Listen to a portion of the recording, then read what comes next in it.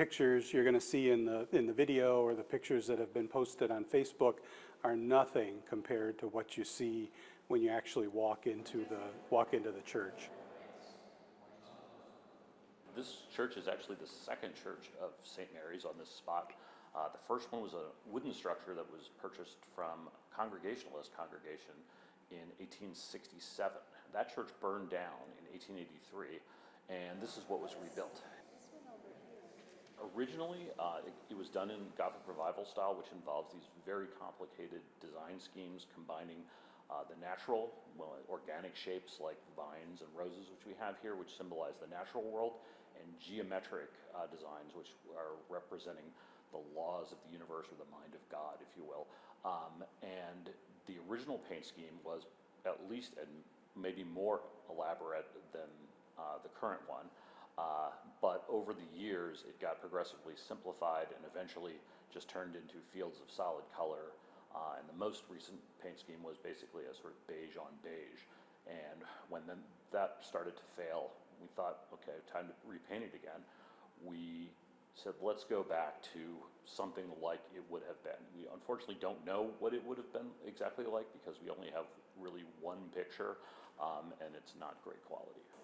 If you notice up high, the medallions, they look more like paintings of Mary appearing to various people. Those were painted near Milwaukee at the Conrad Schmidt Company's headquarters, and they're brought it applied in place.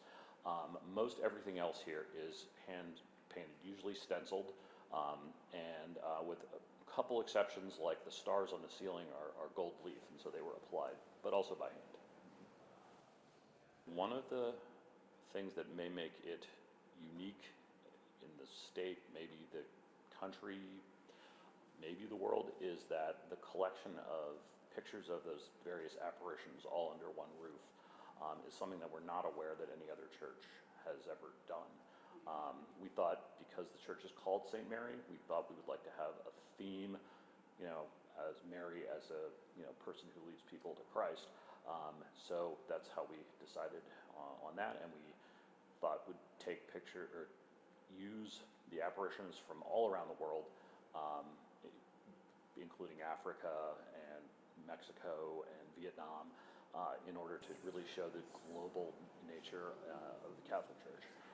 And one other kind of interesting thing, so just as Our Lady appeared to all nations, if you look at the little angels at the bottom of all those columns, all those angels have been painted to represent different nationalities. And yeah, they have different hair colors, skin complexion, eye color, and everything, just to sort of, again, represent that it's a universal church. Being called St. Mary's, we wanted to do everything that we could to honor her through those apparitions. Yeah, and we knew we have a very special space and building, and we really just wanted to bring it back to what it was meant to be initially. Over the years, I think various trends come and go, and people have different ideas and things, but we thought bringing it back to will make it more itself and really create the, if you will, the vibe that we have here today. You will find in Europe churches that have this level of decoration fairly commonly because they're older and they just sort of have been kept up on momentum. But in the U.S., this is pretty special. We did get some unexpected donations from outside the parish, and even nationally, because this has been picked up by the Liturgical Arts Journal, which is a national publication that has to do with the decoration of churches and things like that. So we're very pleased and humbled by that. When I'm here, in a liturgical capacity and see people come in and just the, look on their face, it's just they're awestruck, and it just, does my heart good.